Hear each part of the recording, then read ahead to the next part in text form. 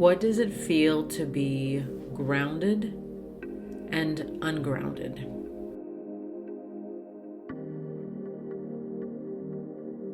This is Tracy with Tracy Talks, a podcast about life, looking at life from a new perspective to gain wisdom and understanding in hopes to know yourself more. A necessary tool to have in your spiritual toolbox is ways to ground yourself.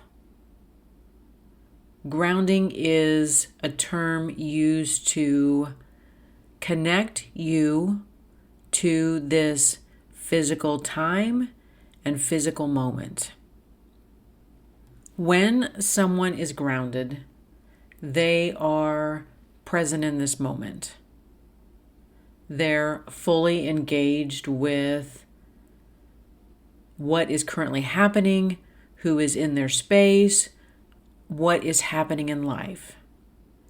They're not reflecting on the past. They're not projecting onto the future. They're not worrying about the past, the future. Someone who is grounded can stay in the present moment. There are situations that happen, and sometimes they naturally draw us away from where we're currently at. We can have fear, we can have anxiety, we can reflect on something that happened in the past. And that's not just like thinking about a memory, but it's a reoccurring situation or theme that continues to come up.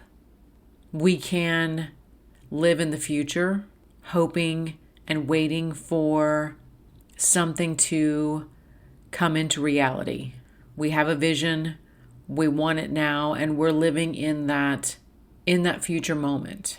And while both of those scenarios are fine, it's just when we are living in somewhere else other than this current moment. Being ungrounded can feel spacey, like you can't focus, that you're pulled in too many directions. Being ungrounded can feel confusing. Oftentimes, being ungrounded, there's just this sense of overwhelm. I don't know what to do. I don't know what my next step is. And there's a feeling of anxiety that's induced by the fact that we can't change whatever it is that we're wanting to change. There are times in my life where something just takes me to somewhere else. It's a song, it's a memory that floats into my head, and I am taken from this moment and thrown back into the past, thinking about something that I wish had happened differently, something else that I wanted to happen, something that I wish I had said.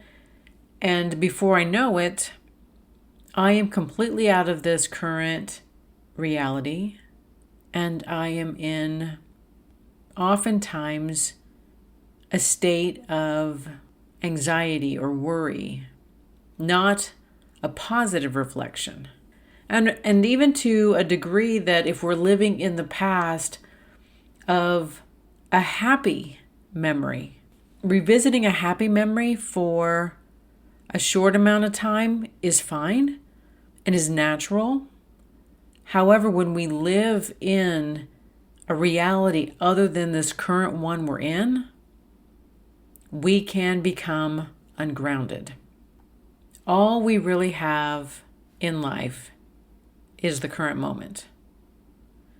This is the only moment we have full control over. We can't change the past. We can't make the future happen. All we have is what we have in this moment. Grounding is connecting yourself to the right here and the right now. There are many different ways that we can ground ourselves. When I first started, I really resonated with a meditative visualization. I would sit in an upright position in a chair in a quiet room where there were no distractions. I would first focus on my breathing and connecting to my breathing and try to shut down any thoughts that floated through my head.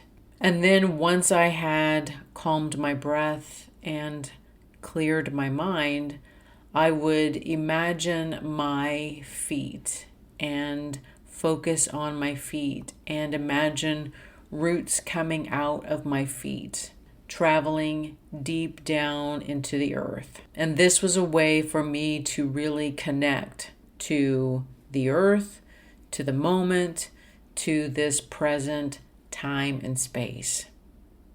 Another way to ground is to simply go for a walk.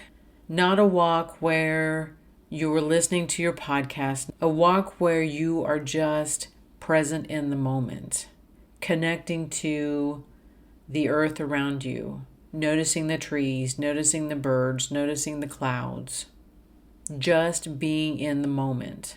That is getting more difficult for us because I know for myself, when I go for walks, I often like to listen. I like to listen to a podcast, I listen to music, I listen to an audiobook because it's the perfect way for me to get more in. However, it's also important just to be in the moment without this tape running through our head and running through our being. Lastly, I will use breathing exercises when I'm feeling anxious, when I'm feeling stressed, when I'm feeling like things are happening. And so often when I have those feelings arise in me, most of the time nothing actually is happening. There is no traumatic situation I'm in the middle of. There's no danger. There's nothing actually happening around me, but yet the feelings are there. And it feels very real. This is a practice that I've had to develop over the years. It is so easy to have these feelings come up and to run with them, to go with them. And it took me time to realize and recognize when the situation started to occur and what was happening. Now I have to recognize my mind has taken over, and I have to actually tell myself, nothing's happening. Nothing happened in this moment. There is nothing to be afraid of. There is nothing to be fearful of. Nothing has happened to me. I also have to focus on my breath then. Focus breathing in and breathing out. Breathing in and breathing out. Focusing on our breath is another way for us to become present into the moment. Just focusing on breathing. There is so much going on right now out into the world. And I know if you're like me, you know people that are being impacted in every possible scenario and are being pushed to their limits. Grounding is a way that we can really bring ourselves back to this moment, center us and ground us, and have those conversations. What do I need to do right now in this moment? Is there something that I need to take care of? And if you have thoughts come to your head, jot them down, write them down, and let them go. Don't get stuck in the who and the how and the why. Write it down. and make a list. Oftentimes we can't really solve problems in the moment. We are the only ones that are responsible for our own peace. There is not another human being that is responsible for you and your peace. You are the only one that is responsible for creating peace. And I've talked about this again. I've talked about how so much of our world wants us to live in states of fear, anxiety, unrest, uneasiness, anger, rage. And there are times when those emotions are valid. There are times when those emotions are necessary. But it's important to learn to recognize where we're living. And I mean that in a spiritual sense of, are we living in this present moment? And certainly if we have and know someone who needs assistance, I find that it's more beneficial for me to be in a clear, grounded state of mind than to be in worry and fear and frustration and anger. That doesn't help the situation. That what actually helps every situation is for me to be completely in this moment, grounded to my core, grounded to who I am, grounded to my knowing.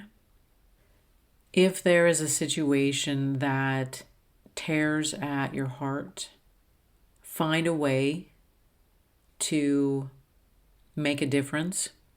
But living in a state of worry and upset and unrest doesn't actually help the people in need. It doesn't help you. It doesn't help them.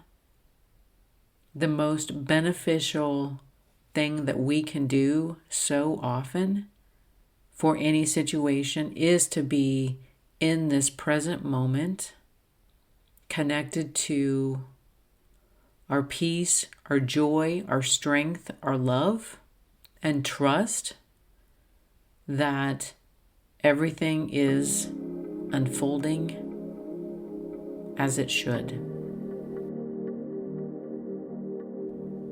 Thank you for listening to this podcast of Tracy Talks. Please like and share with others who would enjoy listening to this podcast. And until next time, we meet again.